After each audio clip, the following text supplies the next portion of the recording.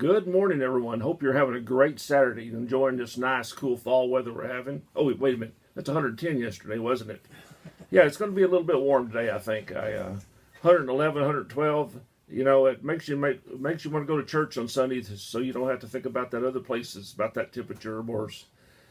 Hey, today we're going to do a couple of things. First off, we're going to tell you a little bit about what we're going to do. I'm going to be talking about the second portion of what we discussed last week, about just some things that police officers would like the general public to know about them. You know, there's so many things on TV, there's so many shows, there's so many programs that really give police either a bad name or make them look like heroes when they basically can't do what TV shows they do. Last night I watched an old episode of Blue Bloods, and you got to understand that's one of my favorite shows. Especially the part about family and about the decency and about the roughness and sometimes the compassion that they have. But you know, some of the incidents they did, some of the responses they make, that's just not police work. So we're going to talk about today some of those things. But first, I want to pass on my condolences to the Green family. You know, when I came to Cameron almost 7 years ago now, Sheriff Green was one of the first persons I met. And though at times we didn't agree and we butted heads, I can honestly say he was a consummate law enforcement officer. He knew the job. He knew about law enforcement. Personal ideas aside, sometimes we got along, sometimes we didn't. But he always had the public in mind, and he knew how to be a police officer's police officer. So to the Green family and to those that work with him, I want to extend my greatest condolences and sympathy to you all. It's going to be a tough time the next few weeks, and look forward that hopefully in the future, the Milam County powers to be, they'll find someone that has the personality, someone that has the knowledge and the ability to work with other law enforcement agencies to fill those big shoes he left. All right, what are we going to do today? Well, one more thing. I almost forgot. Do you realize that by this time next Saturday, only 6 short days away, that the very first NFL kickoff starts? They'll be doing the football spring training starting next Saturday. I prepared a kneel too. Did you? Yes, I tell you what, somebody kneels, I think they ought. Well, I'm not going to go there, but you know, I can't fathom someone kneeling for our national anthem. You know, when Tim Tebow tried to kneel for prayer, they made him stop. They said he couldn't do it anymore. But they'll let, and I call them thugs and un-Americans. Well, we're all bass-ackwards, aren't we? That's right, we sure are. All right, folks, what are we going to do? Well, we're going to talk about some things we want you to know if you're in law enforcement. Number one, that the public should be better informed. You know, that is one of my pet peeves. To tell you a little bit of a story here, I was criticized quite heavily by certain elected officials, and I won't go to their names or her name or anything like that. When I was the chief here in Cameron, one of the things that I always did is I tried to keep the public informed. I'd put out either emails or I would put out news bulletins, put out press releases, and I got criticized and said, "Why do we always have to tell the public about what's going on? It makes Cameron look bad."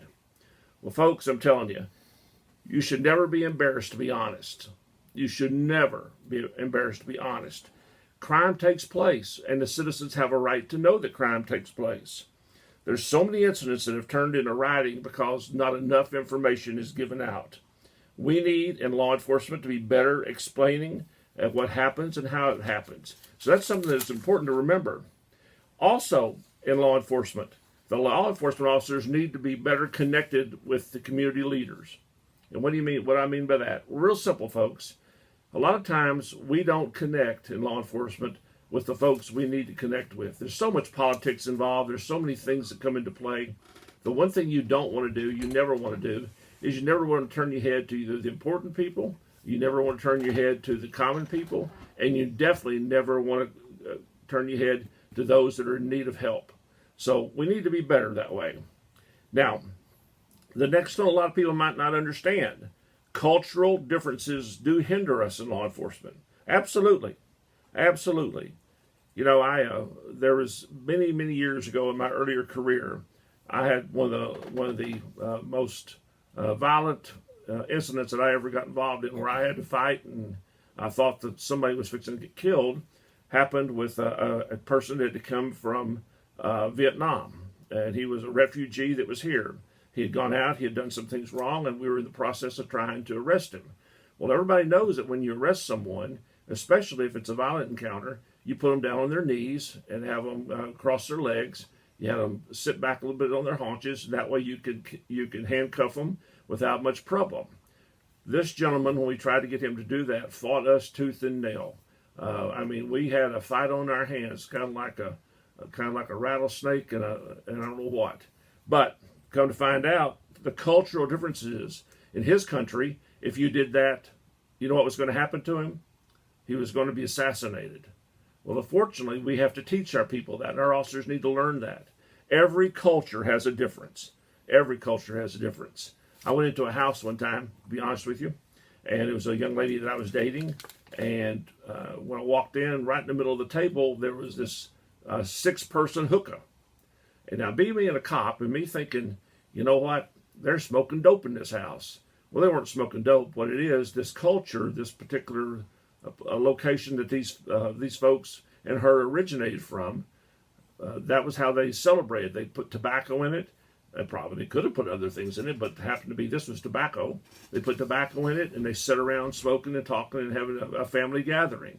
So you got to know, you got to learn about cultures. You got to learn about ideas and principles. Now, one of the things that you really need to understand about law enforcement, and this is so important, folks, is that even law enforcement, even individual officers, gets very angry when they hear or read about an officer who abuses his or her power. We don't like it. I felt like quitting the force when I watched a certain person at one time do some things on a video that honestly was not right. It broke my heart, to be honest with you, but it made me angry too. If you're an officer and you watch something that you know is not right, you know something that is going to be a problem for you or your department, you need to stop it. And that's what we try to teach officers. Unfortunately, a lot of them don't learn that. Now, another thing is, gender is a part of the problem, folks. And it's just a guy thing. Most police shootings, of course, are by male officers. When I was police chief, we made a decision there would always be 1 or 2 women that would try to be on each shift. That way, if we had a problem and if we had someone who needed to be searched and it was the opposite sex, we'd have someone available. That's not always the case. So you got to teach people. You got to teach officers, and we did that. One of the things that every police officer wants, and I know that y'all have probably, many of you, especially listening to this radio show, have heard of Serpico and the agents of Serpico and what happened in New York City. You may have even watched the movie and read the book. But what we wish in law enforcement, every cop I know of, bar none, wishes more cops would speak up when they see misconduct by another officer. We have to police ourselves. Police officers have to police each other. And it's not just the outside world to do it for us. If we can't do it and we can't stand up for what's right and we can't be right, our credibility is nil and void. And that's something that I always stressed. Your credibility is everything that you've got. The other thing is improving communications can save lives. Communications training is sorely lacking in policing, folks. Look at the Eric Garner case. Here's a case that starts out as a minor infraction. It was selling untaxed loose cigarettes in New York City. The officers were trying to talk to him, and it was not going very well. There was videos all over the place when this happened. In a case like that, if they had better communication skills, they might not have to use the kind of physical force that they did. Sometimes you have got to talk to people and do it the right way, not the wrong way. There is ways we could talk to someone. If you walk in, and I'm going to talk to the husbands here in a minute. If you walk in and you tell your wife or demand that she put supper on the table, and you just have a demanding attitude, you may get supper. Of course, you might spit in it too. But the thing is, you've got to know how to talk to people. You've got to use common sense. You've got to have decency in criminal justice. Too many criminal justice officers have lost that fact. And believe it or not, most police officers want to get to know the people in their town, their citizens. If there's an officer out there that does not want to get to know who lives in his area, does not want to know who lives in his town, then he doesn't need to be a police officer in that town.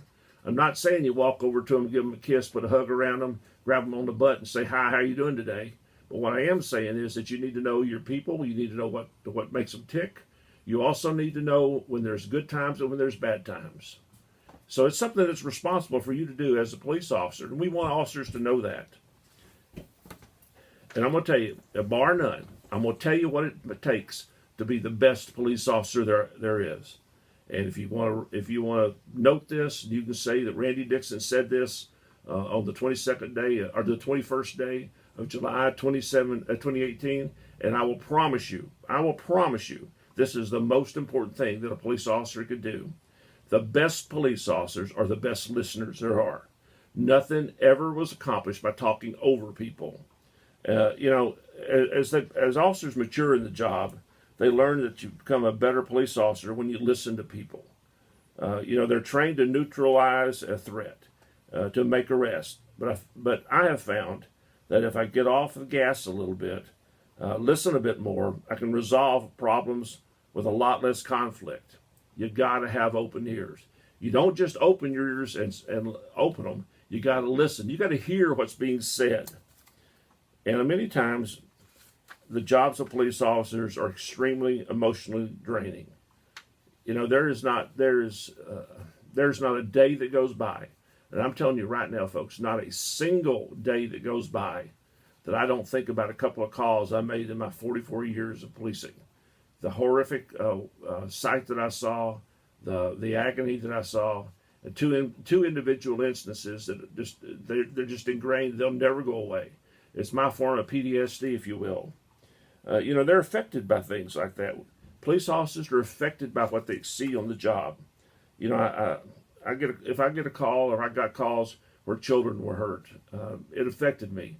I got a call not too many years ago as the chief to look at some photographs, and there were two young individuals, two young children that had been whipped with an extension cord by their grandpa.